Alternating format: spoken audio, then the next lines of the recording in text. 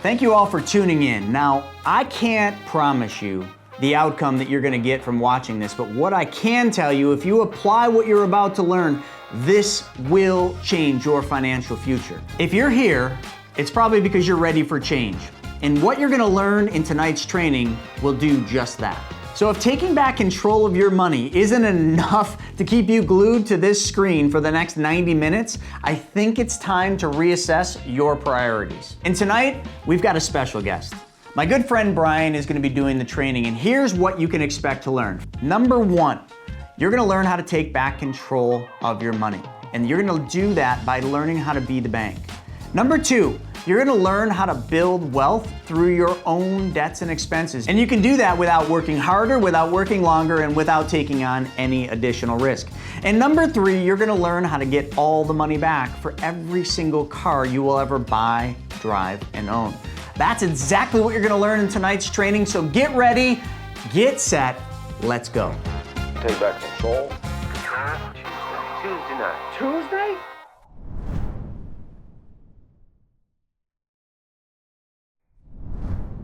To start this, I have a quick question I want to ask everybody, especially if it's the first time you're seeing this. It's a quick question I believe is pretty powerful. And this question is pretty simple. It's what in life should you control? So there's lots of things in life that we should want to control or we should control, but there's three main things, especially when it comes to the infinite banking concept and what we're going to be talking about here today. And I want to make sure that we do want to understand that we do want to control these things in our life. Now, for most people, we can guess what the first one or first two of them are, but anybody who's new want to take a guess as to what's one of the three things in life that you should want to control when it comes to money, wealth, time, all that kind of stuff. So one of the first things is money. So a lot of people say, hey, I want to control, money. And if you don't control your money, by the way, typically somebody else is controlling it for you or you're giving control away. And if you want to control a health, by the way, I'll be honest, the more money you have, the healthier you can eat if you want to so choose, right? But it allows you to control other things. But the first thing also that you want to control beyond just money is also going to be time. So time is one of those things that once it's gone, it doesn't come back. We have a limited amount of time in our lives, so you want to control that one as much as possible. Now, of time and money, though, which one do you want to control first, or do you need to? It's money, by the way. So if you control your money in your life, it's a lot easier to control time. And for me, as you'll find out, time is my big thing that I love to control. Money is secondary for me to time. But there's one thing above all else that you really want to control before these other two things. And this is a big one for me. It's your mind. It's what's going on in your mind, your knowledge. If you do not control what's going on in your mind, that's called subconscious programming, by the way, that means that somebody else is probably controlling what you think and what you believe. Because you've got to really protect what's going on up here, because if you don't, you're going to be influenced by other people. So for me, you want to understand that you got to control your mind and your knowledge first. It's a lot easier to control money and time once you control what's going on up here. So as we go through this presentation, definitely keep an open mind. Now, this is a quote that we like to share here at the BYOB team. And this is by Will Rogers. And it says, the problem in America isn't so much what people don't know, it's what people think they know that just ain't so. So keep that quote in mind as we go through this presentation. This is a pretty good exercise. So I want you to envision this. I want you to imagine that you have 100 18-year-old kids. I call them kids, right? 18-year-olds in a room. And you go to every single one of these 18-year-olds and you ask them, hey, where will you be at the age of retirement? Call it 65 years old. What are they going to say? Are they going to say, oh, I'm going to be broke and poor? No, of course not. They're going to say, I'm going to be successful. I'm going to be a millionaire. I'm going to be wealthy, all that kind of stuff. But here's the actual truth of it. If you fast forward to the age of retirement, only 5 out of those 100 kids will be financially secure at the age of retirement. Now, that to me is kind of mind-blowing when we live here in the United States and Canada, one of the wealthiest countries in the world with all these opportunities, but for some reason, only 5 out of 100 can be financially secure. Now, this concept we're going to be talking about here today is one of the ways that a lot of people secure that, make sure that they are secure at that age. Before we get into the rest of the presentation, a lot of you don't know who I am, so I'm going to share just a quick, blurb about who I am. So I was taught to go through life that traditional path and way, right? Go to school, get a job. That's my degree in construction management from Washington State. I have not seen that degree in, gosh, I think I found it here a few years ago, but I don't know where it's at, gathering dust somewhere. But I call that the hard way, by the way. So I was raised lower income, my great family, my parents still together, all that kind of stuff. But we never talked about money at all. Like money was never a topic, so I never thought about it. So I was just told, hey, go follow that traditional path. Try to get good grades, go to school and all that kind of stuff. That's exactly what I did. Corporate America had a 401k, doing all the kind of stuff, had the house and the growing family, but also had all the stuff associated with that, the mortgages, the car debt, student loans, all that kind of stuff. And everybody said, hey, by the way, this is the American dream, Brian, you're living it. And it, to me, felt like the American nightmare, to be honest, because I was drowning in debt. And then I had a kind of this epiphany, and I was at a doctor's office. And you remember how they used to have those magazines on the coffee table? Now we have cell phones. But I grabbed this financial article, and it said something about like millionaires know their net worth, the average person does not. And I realized I have no clue what my net worth is. Went home, found out what it was. I was worth a negative amount of money after 10 years in the industry. And I was like, what is going on? Maybe you guys can relate, but it did not make any sense as to what I was doing. And then my grandfather, who was my idol, quick story here, he worked really hard up into his late 60s for retirement. And he had these big plans for retirement. He's going to go travel the country with his wife, my grandmother, in a motorhome. And they actually did it for a year after he retired, but then he got sick. He got Parkinson's, he got leukemia, got kidney failure, and then he ended up passing away. But one of the first things, and he never really got to experience retirement like he thought. And he told me one time before he passed, he said, hey, Brian, live your life today. Don't wait. So I took that to heart. And I actually ended up quitting my corporate job, got into real estate, got into entrepreneurship, and had a lot of bumps and bruises, but had a lot of successes too. And infinite banking was a key cornerstone of how I was able to have success and create the life that I wanted. And this is one of my business back during the middle of COVID, by the way. And I just share this just to kind of give some emphasis, but I did over 2 million in revenue with that one business with infinite banking as the core concept with that business. And Inc. 5000, all that kind of stuff. But this has allowed me to really do one thing above all else: control money, right there, by the way, so I can control time. So I love to go on experiences. My family and I, we like to travel, not so much as anymore. My kids are a bit older, but yeah, we like to travel and have a lot of fun experiences, which I would not have done otherwise without this concept in my life. And one of my biggest joys is actually teaching this concept, infinite banking. So this is me on stage somewhere, Florida, I think, talking to other high net worth individuals about infinite banking. And I just love sharing this concept, and I love sharing it with you. So this is one of the big things I love to spend my time doing. Now, one thing to understand, though, when it gets into infinite banking is this is not something new. It's been around for over 150 plus years, 200 years, been around a long time. And a lot of other people do talk about this. So Robert Kiyosaki, in his book, Second Chance, talks about infinite banking. And one of Robert's advisors was my mentor for infinite banking. So I've worked with a lot of his advisors, a lot of phenomenal knowledge there in that good book. Tony Robbins, I've been to a couple of his events, and he talks about this in Money Master the Game, his book. I recommend that one. And then, of course, the kind of cornerstone book on this concept is Becoming Your Own Banker by R. Nelson Nash. I strongly recommend that book if you're even interested at a little bit on this concept. That book has been around for a while. Good book right there. And then, of course, my friends and mentors, Brent Kessler, Chris Naugle, they have the book called Mapping Out the Millionaire Mystery.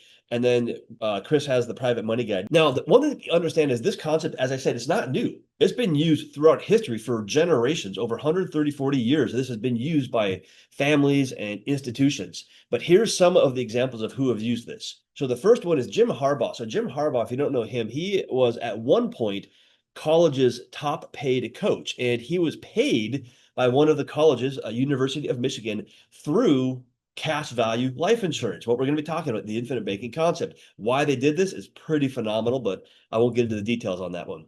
Now, this gentleman, you may remember him, you may not. Hopefully he remembers himself. Mr. President Joe Biden. So he had 6 of these policies, or he still does have 6 of these policies. So they disclosed that. It's pretty crazy. Walt Disney, he had one. And when Walt was trying to start Disneyland back in the early 1900s, I believe, he could not get a loan from a bank. But guess what? He had a policy over here, so he became his own bank, and he self-funded the start of Disneyland, which is kind of cool. Ray Kroc, when he was partnering with the McDonald's brothers and scaling McDonald's, he used infinite banking to funds from that to fund the growth during the first 8 years because they were not profitable at that point in time, I guess. A great movie on that one as well. The Pampered Chef, same thing, borrowed from that to create Pampered Chef, now worth billions of dollars, or the companies at least. And then, of course, wealthy families. And I've been very fortunate to sit down with some very wealthy individuals and families, and they have disclosed how they do infinite banking, and they all do it. And it's pretty crazy. But yeah, Morgan's, Chase's, Vanderbilt's, Rockefellers, Harris's, all those people have done infinite banking in their lives.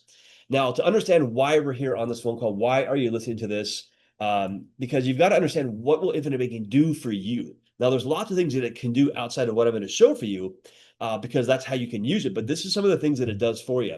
So it creates guaranteed generational wealth, tax-free, by the way, tax-free. I love taxes, but not that much. But it does that day one. So it creates generational wealth, or a legacy, as we call it. It allows you to take your money and put it into an uninterrupted compounded vehicle with guarantees for the rest of your life. Now, I don't know of any other vehicles that do this, by the way, but allows your money to grow uninterrupted, compounded, and has guarantees tied to it. Big one right here. I love this one. It takes the control of your money away from big banks, away from corporate America, Wall Street, and it puts that control into your hands, which if you want to build wealth, step one is control money. Step one actually is get rid of bad debt. Step two is put it to work, but there you go. It also protects your money from lawsuits, from bankruptcy, from divorce, and court orders in most states, state specific. So if you're going to make your money, you might as well protect it, right? So if you're going to make it, you want to keep it. And then the big one, of course, is it allows you to be the bank for things you may normally use a bank for. So think of things like, car loans, real estate investing, college, homes, investments,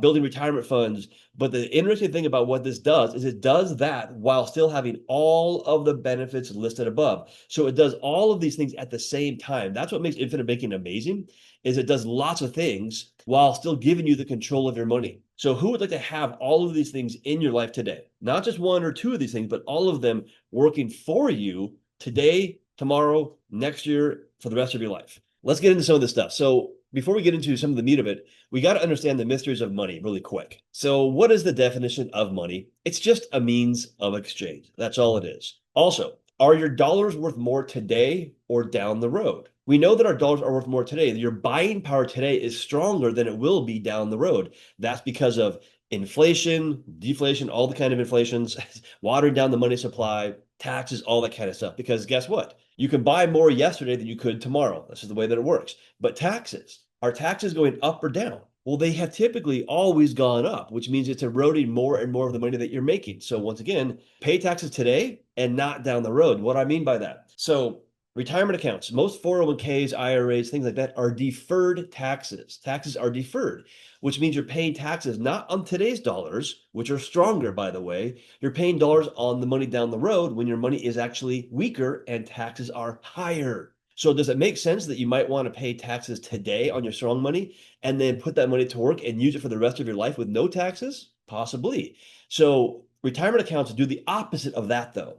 Infinite banking, you pay your taxes today and then let it grow tax-free. So there's something to understand as we go through this. So now let's kind of talk about how money flows, because if we want to be our bank, we've got to understand how money flows through banks. Now I'm going to use a transaction. Now this is a typical transaction that most of us have experienced, buying a car. So let's say we're going to go buy a car for $25,000, and let's just happen to say that we have $25,000 in the bank as cash. And we're going to go take the cash out and buy the car. But what if the bank, or Banker Bob says, hey, Brian, wait a second. Before you take the $25,000 out, what if I do this? What if instead you leave the $25,000 in the bank and I'll give you 4% on that money for 60 months? And I'll give you a loan of $25,000 with the cash as the collateral, and I'll give you that loan of 25 at 6% for 60 months. Does this make sense? Your cash is earning 4%. Your loan is at 6%. Let's go through the math, because it is just math, by the way. So the monthly payments back in the car loan are going to be $483 and change for 60 months. The future value of those payments is going to be $28,999, so $29,000. But here's the catch. The money in the bank earning 4%, the future value of that money is $30,525, which means you made $1,526 earning 4% while paying 6%. Does that make sense? Well, I'm going to pause here for a second, because here's the thing most people say. Well, Brian, if I paid cash for the car, I'd have no monthly payment. With this example, I have a monthly payment. That is true. But my follow-up question is this: how'd you save up the $25,000 in the first place? Most people would say, oh, I saved it up, every month for a certain amount of time and from my income. Okay, great. If you spend $25,000 in cash and you have zero in your savings account, are you maybe going to save that money back up again the same way? So maybe save $500 a month until you have the 25 grand back? Yes. Well, then this example here on the screen is no different. The cash flow is no different, except with this example, you've made $1,526 just by understanding how interest works and banks flow money. So be the bank. So here are the three things we're going to talk about today. So the first thing is going to be the machine. What is the machine that makes infinite banking function? The next thing is the marathon, because building wealth is a marathon, not a sprint. And the last thing is the millionaire method, which is how do you build a legacy, create that millionaire family that will last for generations. All right, so let's dive into this. So the machine. When you think of infinite banking, here's what I want you to picture. Picture infinite banking as a car. Okay, a car has a lot of features. Hopefully it has tires, right, and wheels, right? It's got brakes, it's got a radio, seats, windshield wipers, mirrors, all that kind of stuff. But if your infinite banking car, right, which is the concept, if that car does not have an engine, there's no engine in it, can it go down the road? No, of course not. So infinite banking, this concept, it needs an engine to make it go down the road. The engine can be some things, but the most efficient thing that exists is going to be what is called a whole life, dividend paying whole life, by the way, specially designed policy with a mutual insurance company. Now, that is the most efficient engine for the infinite banking concept. Now, you might be saying, well, Brian, what about, I've heard about IULs, I've heard about VULs, and I've heard about 401k loans and all these other things that could be an engine for infinite banking. Here's what I want you to think about for a second. Guess who the biggest buyers of whole life insurance are? Infinite banking structured policies in the US, in the world, essentially. It is your traditional banks. Your banks that you see on the corners of every kind of big city in America, they own more life insurance than they do real estate and buildings combined, but they're not buying IULs, they're not buying VULs, they're buying whole life insurance. I wonder if they know something you don't. But yes, they're buying tons of this stuff. So we're just going to be doing the same thing the banks are. So there you go. So they know the best engine for infinite banking is a whole life policy. To understand why we want to be the bank or replace the banking functions in our lives, we got to understand also what banks do with our money. So let's just say that you give $100,000 to a bank, and let's say they're going to be a nice bank. They're going to be really nice. They're going to give you 4%. Now, does the bank sit there on your money? Well, no, because guess what? Your money is now their money. Contractually, it is theirs now. They can do whatever they want with it, obviously within laws. But they put it into motion. They don't sit on it. They put it right back out, maybe on a home remodel. But what happens when the seller gets those proceeds? It goes back into a bank.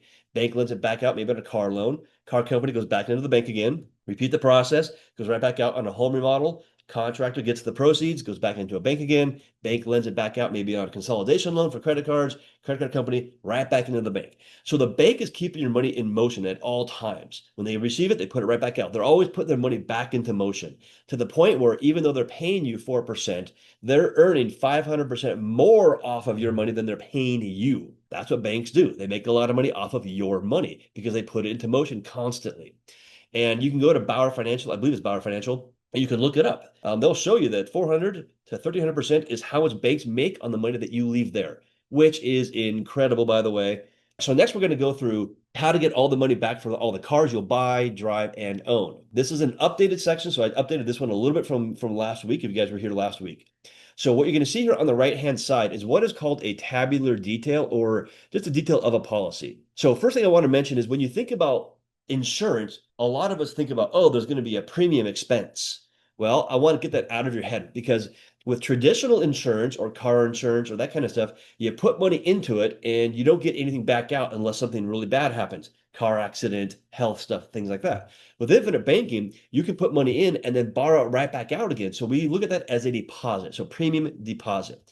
You're going to see that over here. So right there, $10,000 going in, right? Now, the one thing about infinite banking you've got to understand is that when you deposit into the policy, you get cash value available to you right off the bat. You'll see that over here. Now, these are end of year numbers, but the more you put in, the more the policy is there, the faster that cash value grows, because it's growing when you put in deposits, and it's growing based upon dividends. So dividends are paid to the policyholders by the insurance company every year, and those grow the cash value faster and faster and faster.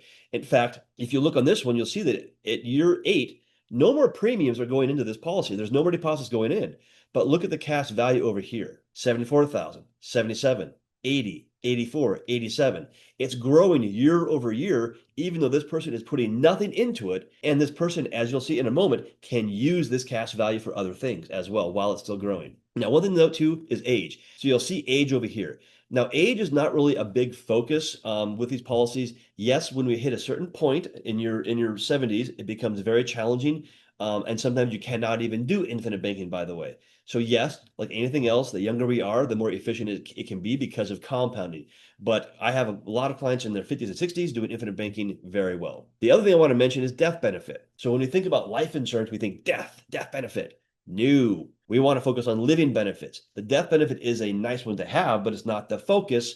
And we want to focus on the living benefits, using this while alive. Now, you'll notice, though, on the death benefit on the right-hand side, you'll notice how after year 8, it just keeps on going up. Even though you're not putting anything into the policy anymore, cash value and the death benefit, which is tax-free and guaranteed, keep on going up, even if you use the cash value and do other things. It still goes up. All right, so let's go and look at a car example. Oh, and by the way, the numbers I'm showing you, these are from a real illustration. I didn't make these up. These are from a real illustration from one of the insurance company's software. So we go and run numbers. This one is on a 35-year-old male in Florida, by the way, putting in a $10,000 annual premium. So there's the numbers right there on the screen from that illustration. Hey, Frank, how you doing, man? So let's look at this. So in this one, and this, by the way, so for Frank and Dexter, guys, this is an updated numbers on this one from last week. So in this example, this person is going to put in $10,000 per year.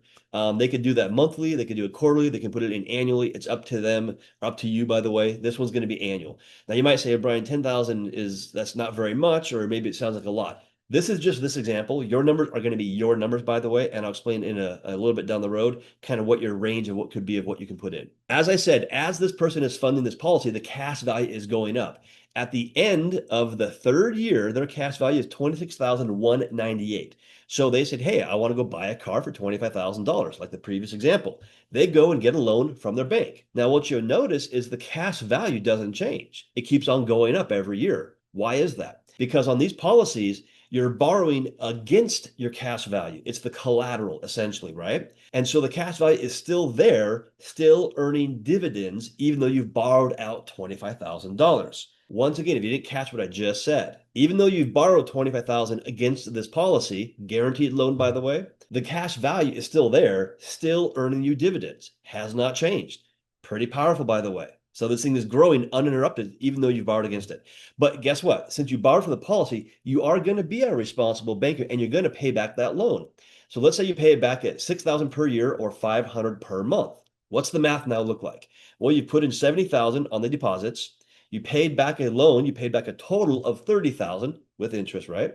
So $100,000 has gone in, but you've also taken $25,000 out as cash. That means $75,000 has gone in, but you'll notice the cash value at the end of year 7 is $71,033, which means you have already recaptured 95 cents of every dollar that you put into this policy so far. So you've captured it. But now it gets real fun on the right-hand side. You'll see this in a moment. This is where years 8 through 12 are really powerful.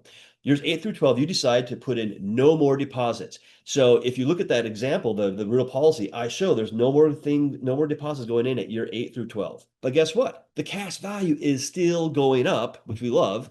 And so at year 8, you're going to go buy maybe another car. Like my daughter's going to be 16 here this year, so might need a new car. Well, used car to be honest. I get a junker, but you borrow out another 25,000. Cash value still keeps going up, still earns the same dividends.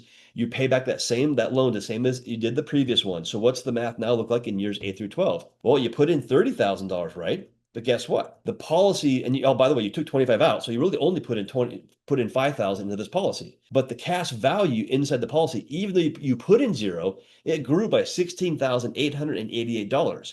And if you look at the math here, at the end of year 12, you've put in $80,000. The 75 here, the 5 here, but you have access to $87,921. And that's going to keep going up for the rest of your entire life. So your 70,000 is not going to change. You put in 70,000 of premium, you paid back the loans, so you put in 80, but you have access to 87, and you own 2 cars outright. So that's a very simple example, but you could have taken that money and you could invest it. At the end of year 12, there's $87,000 of cash value. What could you do with that? What kind of wealth can you create? What kind of cash flow can you create? So that's a very simple example of a real policy, by the way, buying 2 cars. Now, there are 3 rules that we want to make sure that we are following when it comes to infinite banking. So rule number 1, pay yourself first. Pay yourself first. Okay, that means when money comes into your hands, you have a choice. You can pay everybody else first, or before you pay off a bunch of debt, before you go and buy that car, pay yourself first through infinite banking. The second rule is pay yourself with interest. If you're going to be a responsible banker and borrow from your banking system, be responsible, pay it back with interest, and then recycle and recapture your money. So all that means right there is that when you see opportunities in your life, you have opportunity to go buy something or invest or whatever, recycle your money through the policy.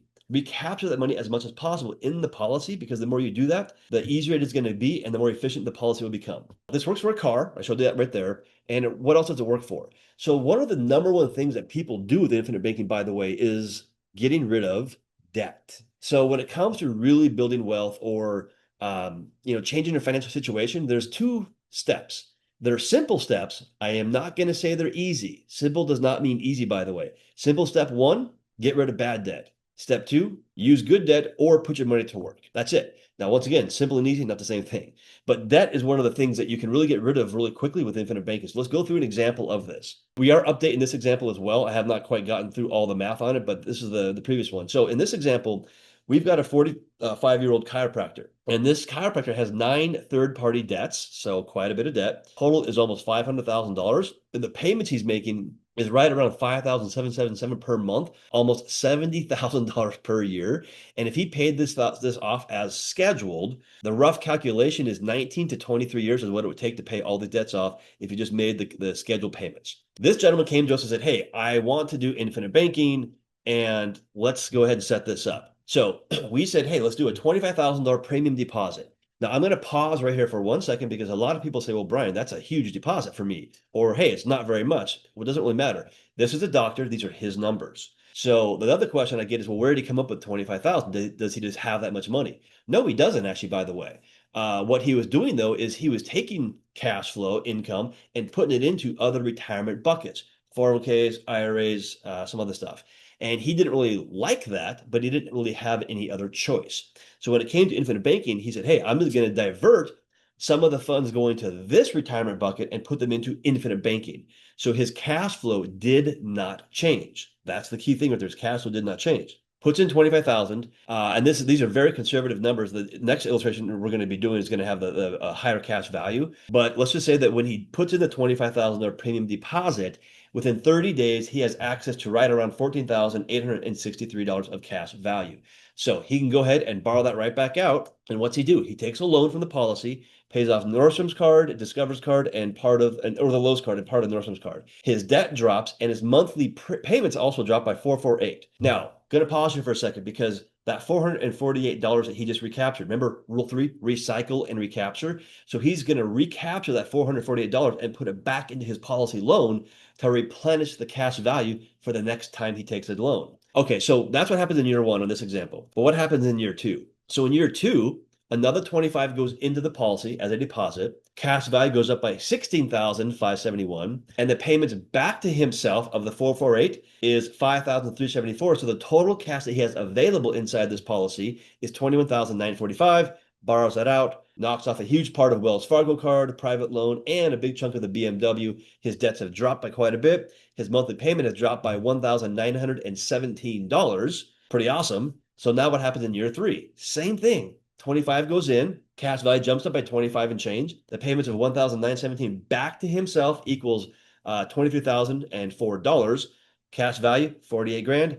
Borrows it back out, pays off BMW, West Marine, and a big chunk of the condo. His debts have dropped once again.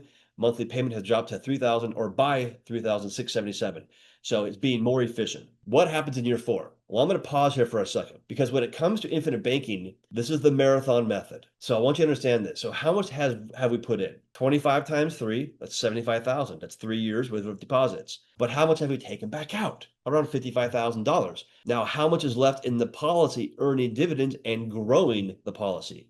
Is it $20,000? 75 less 55? Nope. It's actually the full 75 approximately is still in the policy, still earning dividends, even though you've borrowed out 55. That's the power of infinite banking. Uninterrupted growth. All right, year 4, once again, 25 goes in, cash value goes up by 26 and change. The payments of a 3677 back to himself equals 44,124, and total cash is now $70,000. So we borrow that back out, pay off a big chunk of the condo, debt drops.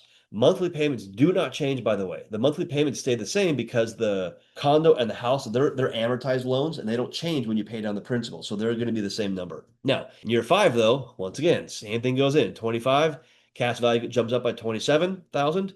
payments of 3,677 back to himself is 70 or 44,000. Total cash is 71,000 available. So now we pay off a big chunk of the condo, a big chunk of the house. Debts have dropped. Monthly payments have dropped by $4,556. Now, one thing to keep in mind, as we're paying off these debts, we have a policy loan in the background that is growing. So just keep that in mind. Now, in year 6, something changes.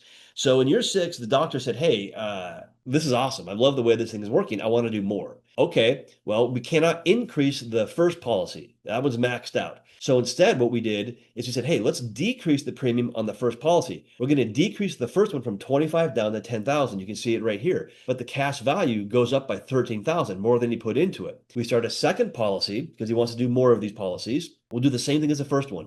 25,000 goes in the first year, and 14,863 is available right off the bat. The payments of 4,556 back to himself means that he has additional money available. So the total cash inside the policy is 82,633. So he borrows around 76 of it out to pay off the house.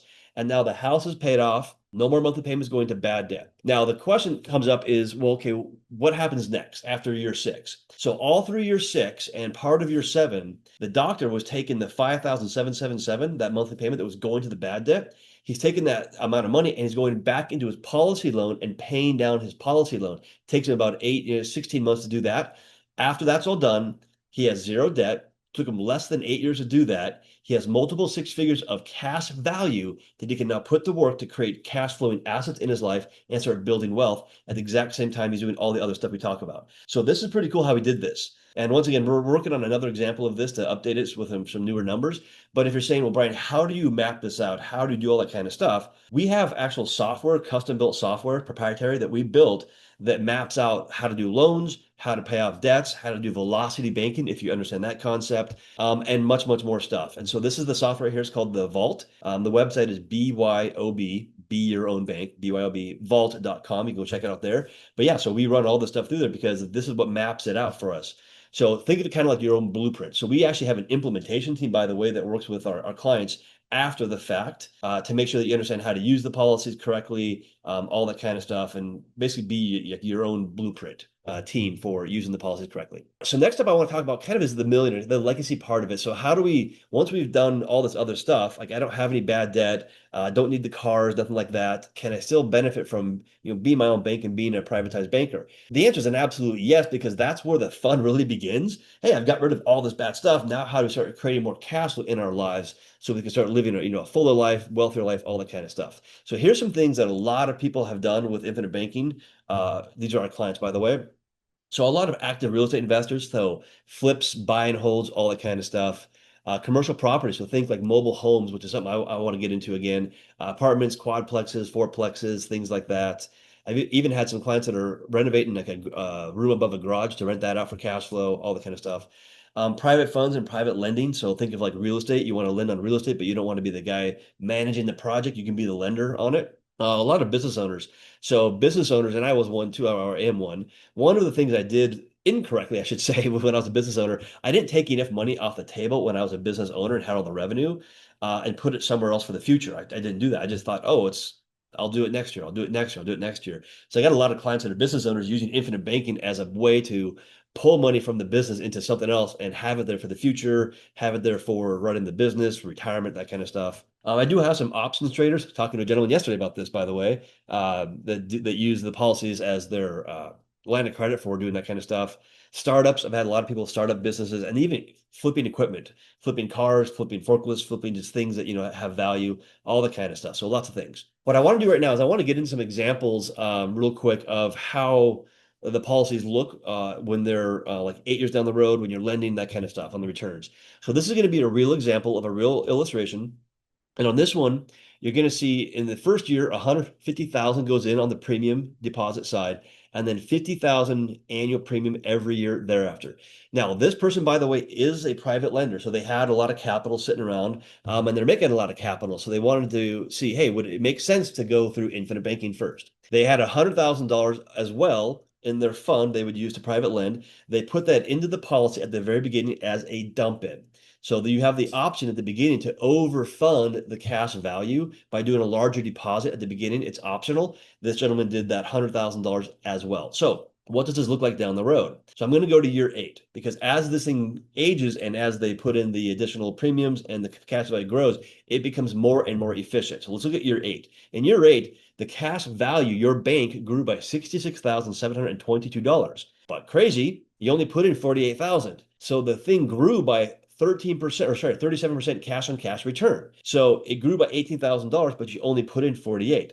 So pretty good return on your money right there. But guess what? This person was private lending at 12%. So how does this look when he's using infinite banking now when he was originally only making 12% off of his money? So 12% private loan, 37% he's already making on the money in the bank, and his bank or life insurance company is going to charge 5%. So he's going to make a 44% cash on cash return on his money. Keep in mind, he's lending out at this point right around $531,000. Quite a bit is being lent out, by the way. So what does that mean? We did nothing for this gentleman or this lender, this investor, other than where his money went first. It went through the policy first, right? And then he lent it back out again. So the question is, would you rather make 12% or 44%?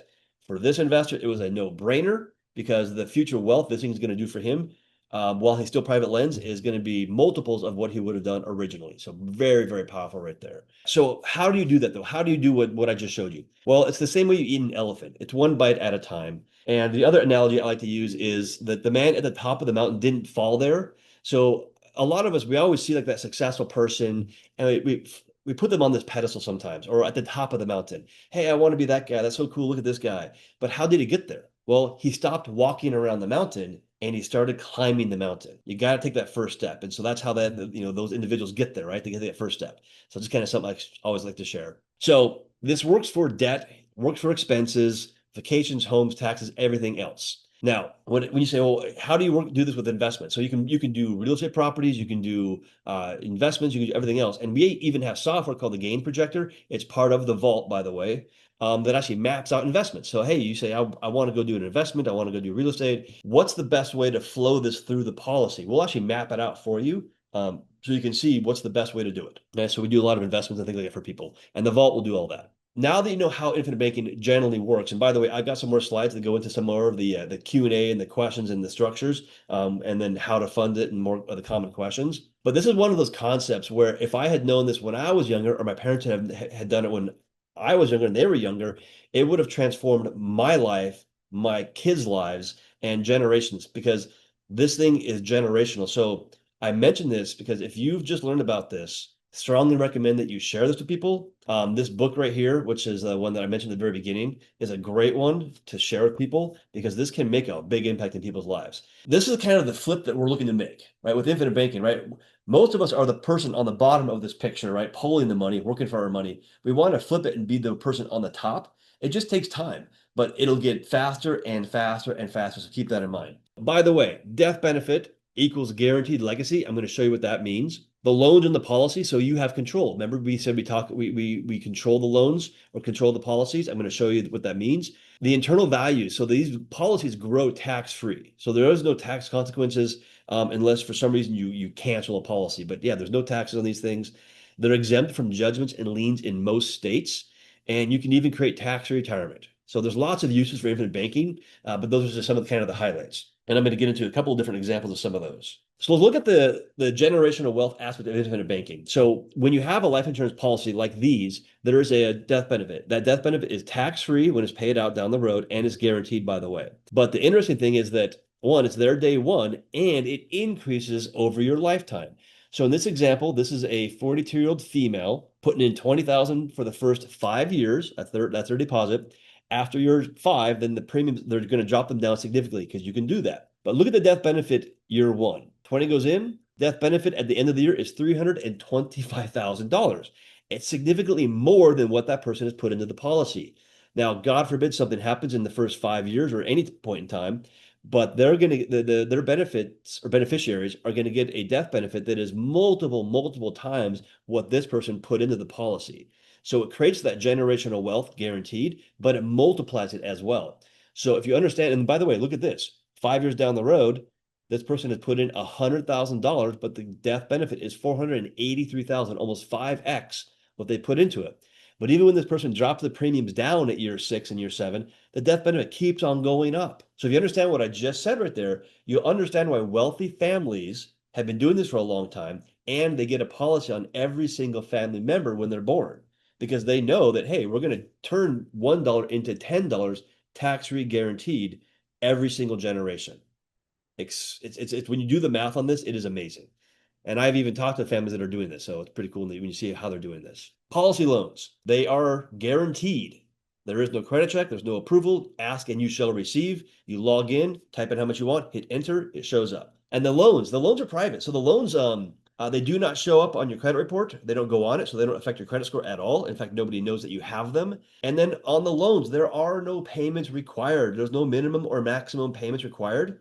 Miss a payment, nothing happens. If you have a car loan with a car company and you miss a payment, they take your car. With your policy, if you are the bank, nothing happens. It's very nice.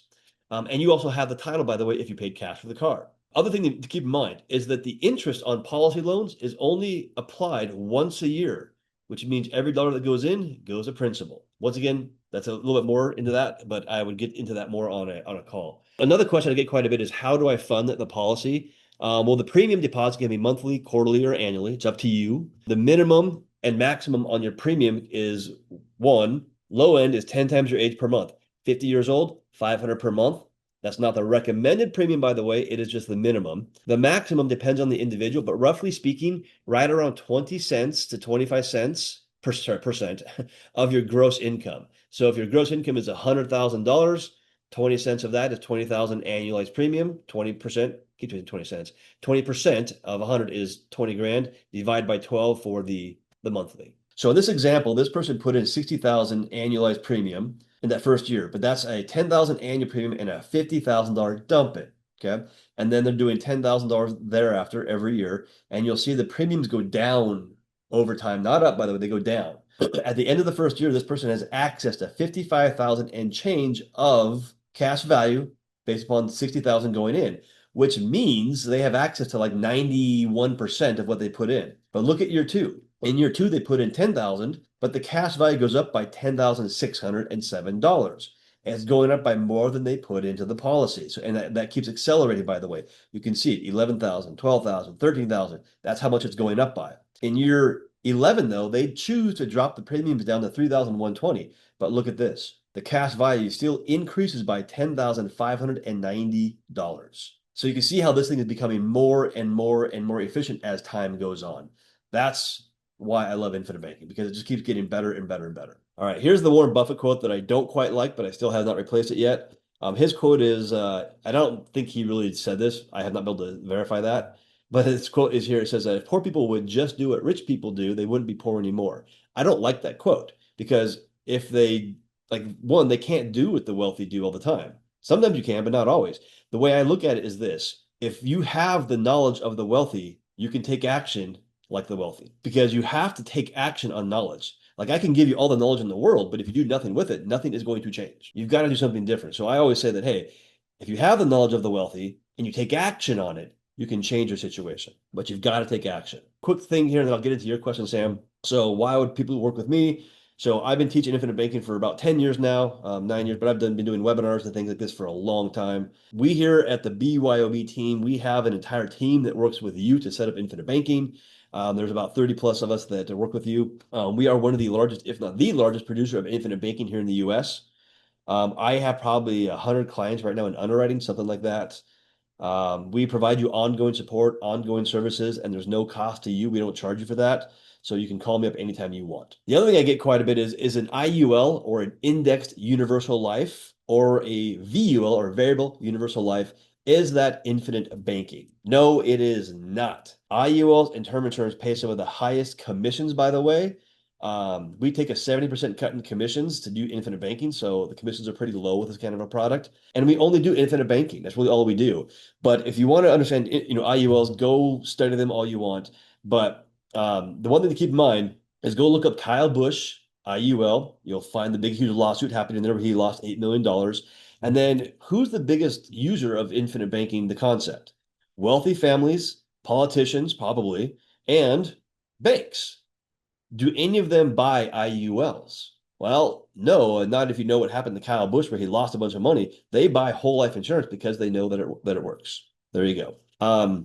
Okay, so real quick, in life, two things will happen to us. One of two things. We're gonna live and we're gonna die. So the question I always look at is, would we be better off with infinite banking in our lives when we're alive? Yes. How about when we die? Guaranteed generational wealth? Obviously, yes.